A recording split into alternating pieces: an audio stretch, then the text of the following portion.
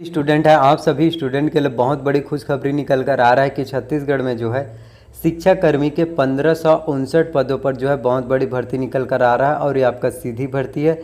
तो शिक्षा कर्मी के 1559 पदों के लिए आपको किस तरह से आवेदन करना है, शैक्षणिक योग्यता क्या है, आयु सीमा जो है कितना होगा, चयन प्रक्रिया किस तरह से होगा, सिलेबस और एग्ज़ाम पैटर्न क्या होता है, शिक्षाकर्मी भर्ती परीक्षा जो 1559 पोस्ट निकला है इसके लिए जो है सिलेबस और एग्ज़ाम पैटर्न क्या रहता है, कितने प्रश्न जो है आपके एग्ज़ाम में पूछे जाएंगे, कौन कौन से सब्जेक्ट से आपके एग्ज़ाम में कितने नंबर के क्वेश्चन जो है पूछे जाएंगे, किस तरह से आपको जो है क्वेश्चन सॉल्व करना है। तो शिक्षाकर्मी के 1559 पदों पर भर्ती के लिए आपको जो है किस तरह से प्रिपरेशन करना है, आपको कौन कौन से बुक जो है पढ़ना चाहिए, क्योंकि बहुत सारे बुक जो है अवेलेबल होते हैं, बहुत सारे पब्लिशर होते हैं वो बुक अपना पब्लिश करते हैं, लेकिन आप जो है इस तरह से कुछ बुक पढ़ते हैं जिससे प्रश्न आपके एग्ज़ाम में पूछे नहीं जाते, लेकिन आप उससे मेहनत करते हैं।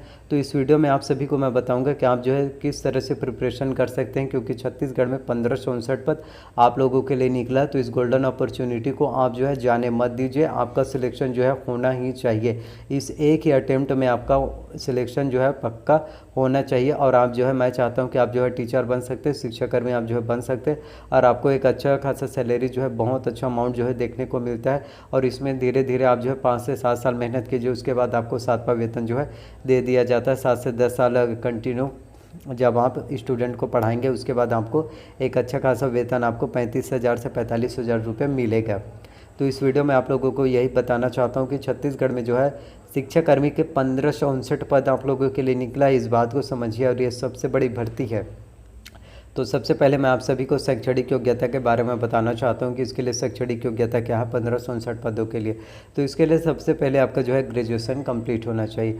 आप किसी भी मान्यता प्राप्त विश्वविद्यालय से, संस्थान से आपका जो है ग्रेजुएशन पूरा होना चाहिए।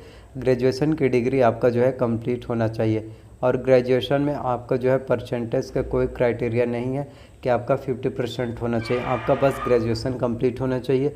चाहे आप किसी भी सब्जेक्ट के स्टूडेंट हो, चाहे आप बीए के स्टूडेंट हो, बीएससी के, बीकॉम के, BSc agriculture, B pharmacy, BSc nursing, किसी भी कोई भी सब्जेक्ट है कि आप स्टूडेंट इंजीनियरिंग वाले, पॉलिटेक्निक वाले हो, आपका ग्रेजुएशन बस कंपलसरी है। ग्रेजुएशन कंप्लीट है तो आप इसके लिए आवेदन कर सकते हैं। और सबसे मेन इंपॉर्टेंट होता है शिक्षाकर्मी टीचर बनने के लिए आपका जो है बीएड, आपका जो है 2 साल का आपका जो है बीएड होना सबसे ज़्यादा मेन इंपॉर्टेंट होता है। तो यदि आपका बीएड 2 साल का होना चाहिए फिर आप इसके लिए एलिजिबल हैं, आवेदन कर सकते हैं। अब बात करते हैं टेट एग्ज़ाम। टेट एग्ज़ाम के बारे में टीचर एलिजिबिलिटी टेस्ट होता है, इस एग्ज़ाम को क्वालिफाई करने के बाद ही आप जो है टीचर बन सकते हैं ना। तो 1559 पद आप लोगों के लिए निकला है।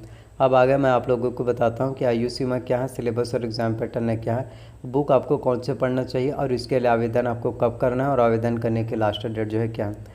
तो आयु सीमा की बात करें तो मिनिमम आयु सीमा इसके लिए आपका 21 वर्ष आपका जो है मिनिमम न्यूनतम आपका होना चाहिए। मैक्सिमम की बात करें तो 40 वर्ष है।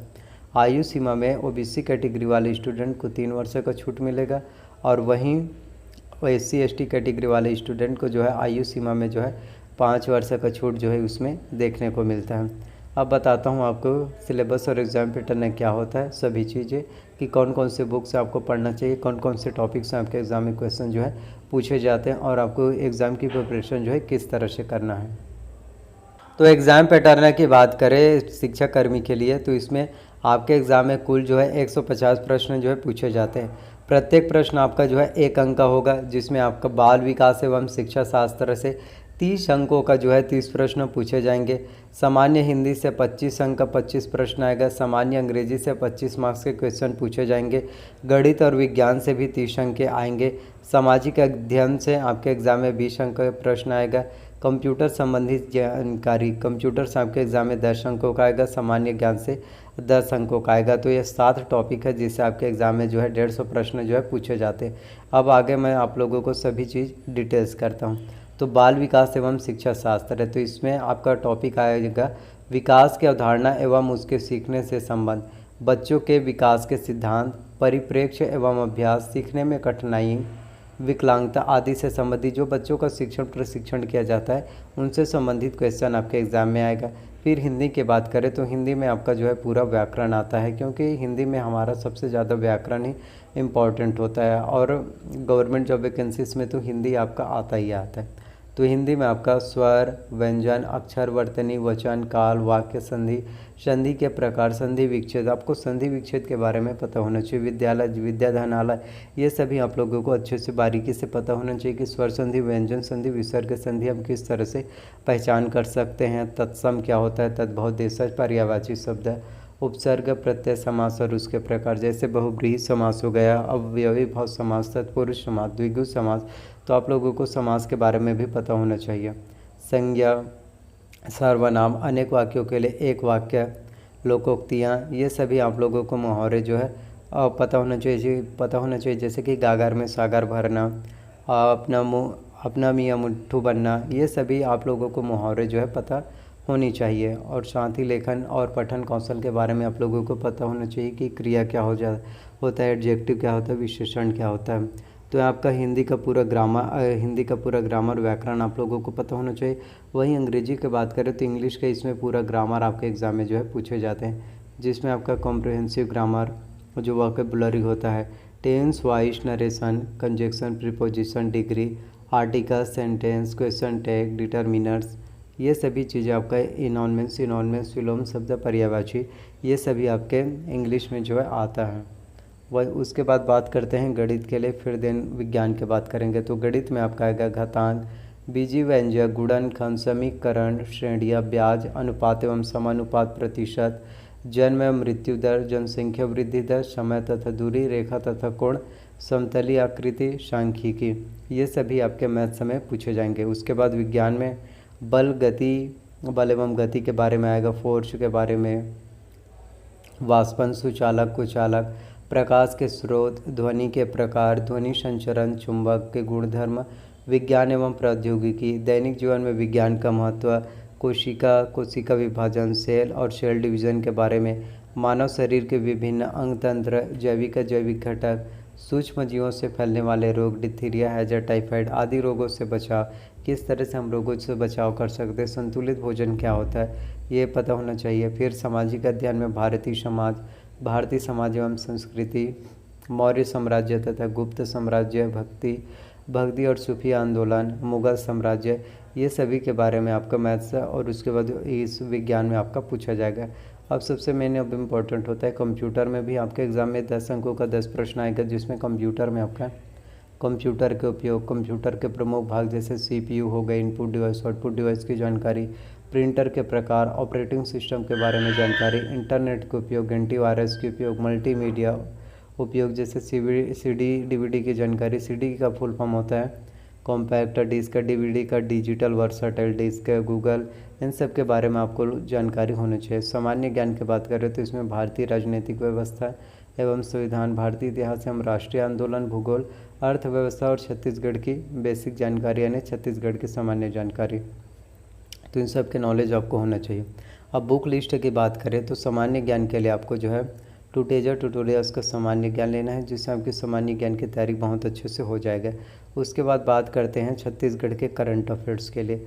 तो छत्तीसगढ़ की सामान्य जानकारी के लिए आपको हरिराम पटेल सर का कॉम्पिटिशन एकेडमी का छत्तीसगढ़ विशिष्ट अध्ययन लेना है।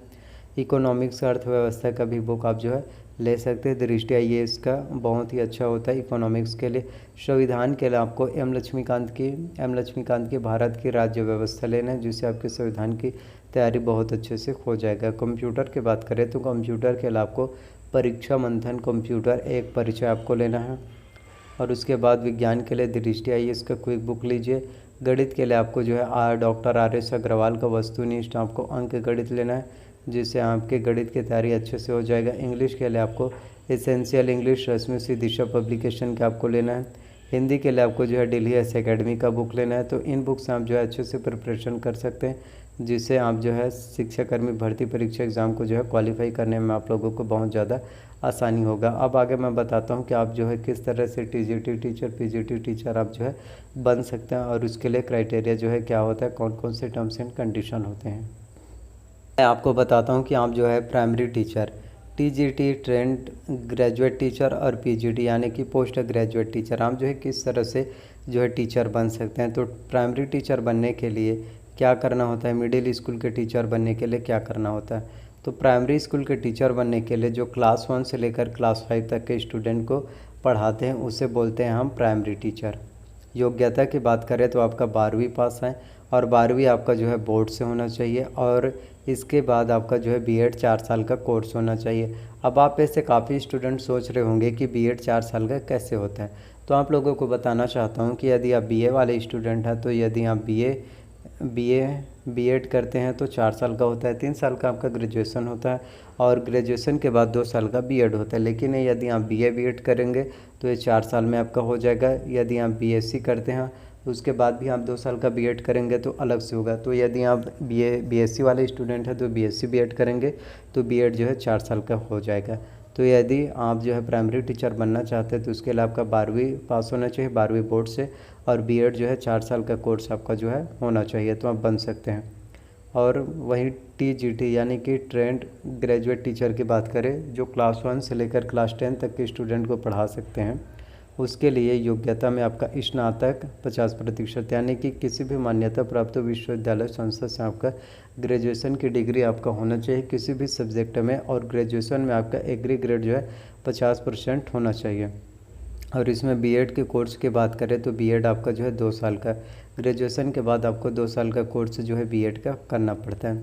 वही पीजीटी की बात करें तो पोस्ट ग्रेजुएट टीचर, तो इसके लिए जो क्लास 11 से लेकर क्लास 12 तक के स्टूडेंट को पढ़ाते हैं, इसके लिए आपको पोस्ट ग्रेजुएट के बाद 1 साल का, यानी कि जब आप जो है ग्रेजुएशन करेंगे तो आपका बीएड 2 साल का हो जाएगा, पोस्ट ग्रेजुएशन के बाद आपका बीएड जो है 1 साल का होता है।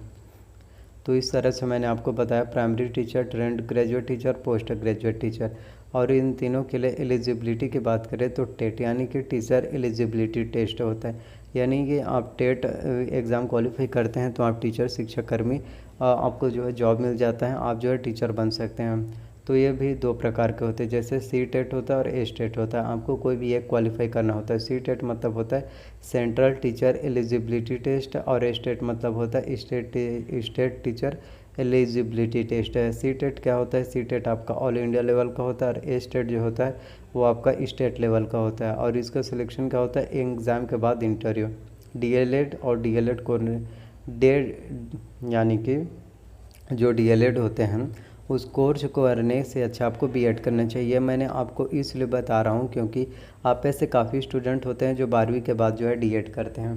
डीएलएड करने से अच्छा है आप जो है ग्रेजुएशन कंप्लीट कीजिए, उसके बाद बीएड कीजिए, या फिर आप बीए वाले स्टूडेंट हैं तो बीए बीएड कीजिए, बीएससी वाले स्टूडेंट हैं तो बीएससी बीएड कीजिए। आप ये मत सोचिए कि मैं अब ये कोर्स करूँगा और डीएड कर लेता हूँ उसके बाद फिर से कॉलेज स्टार्ट करूँगा फिर से बीएड, तो इससे आपका डीएलएड करने का कोई बेनिफिट, कोई फ़ायदा नहीं रहेगा। तो इससे आप जो है बीएड ही सबसे फर्स्ट में स्टार्ट कर सकते हैं।